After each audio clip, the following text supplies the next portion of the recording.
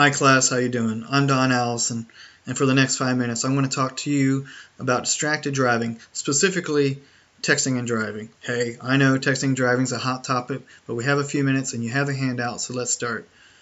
The handout has two pictures. The top one is of a wrecked car, and the bottom one is of a badly injured leg. Now this leg had skin, muscle, and bone torn from it. This is Lindsay, 18 years old. She decided one day to get in a car, drive away, and text. The problem is she hit some ice, which made her hit a parked car and a wall, which caused her to have a stroke and a lot of multiple injuries. I tell you this because I want you to know right now, texting and driving is bad news, lose-lose. Just remember that. And anybody that decides to text and drive increases their risk of getting hurt and possibly dying because their reaction time to whatever's in front of them is going to be a lot longer than had they just been looking at the road. Now, I'm also talking to you guys in driver's ed because I know 25% of teenagers text and drive. In 2012, the Toyota Teen Driver Distraction Study confirmed 25% of teenagers text and drive. Now, I know there's a big fear of missing out.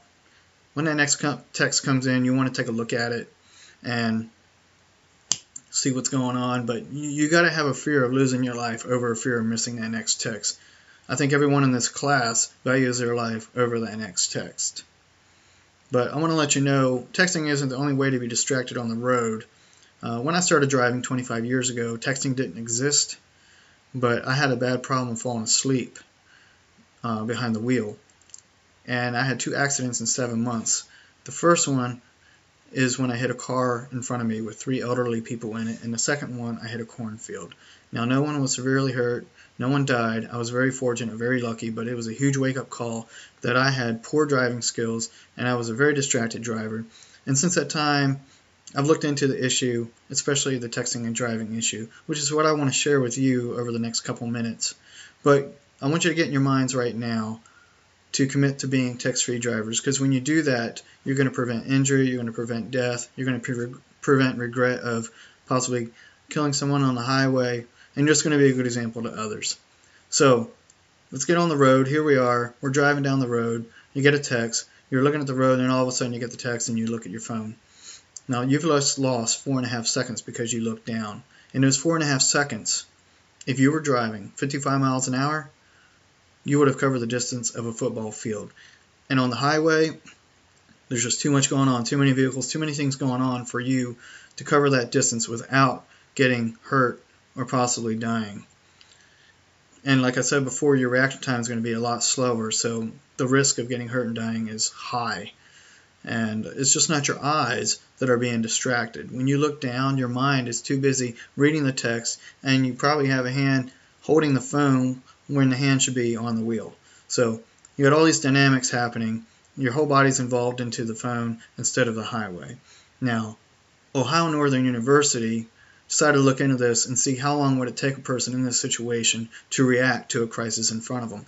Well, it takes them 3 times as long as a person just looking at the road. And it puts your body into a lot of stress. Your heart is going to beat twice as fast. Your breathing is going to be twice as fast because you're in panic mode and you're trying to get out of the crisis that you put yourself in. Now, there's also another university, George Mason University. They did a driver simulator. They hooked up Gran Turismo 4 and they had their students play the game once through without texting and then once through with texting. And they wanted to count how many times they got out of their lane between the two. And they had a lot more times of getting out of the lane when they were texting and driving than when they weren't. Again, I'm telling you, texting and driving is dangerous. It's bad news, lose-lose. Your reaction time is going to be slow. Your risk of getting hurt and getting killed or hurting someone else getting killed is high. And it's a real simple fix to avoid this situation. And it's just basically don't text and drive. Be that person to be a text-free driver.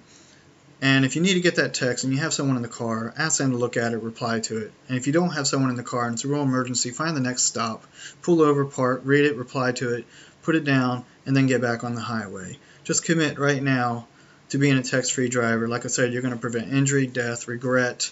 You're going to be an example to others to not text and drive.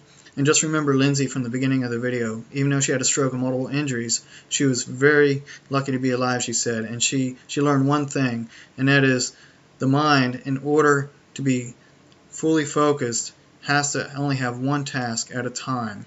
So that's 5 minutes. I appreciate your time. You'll have a great day. Bye.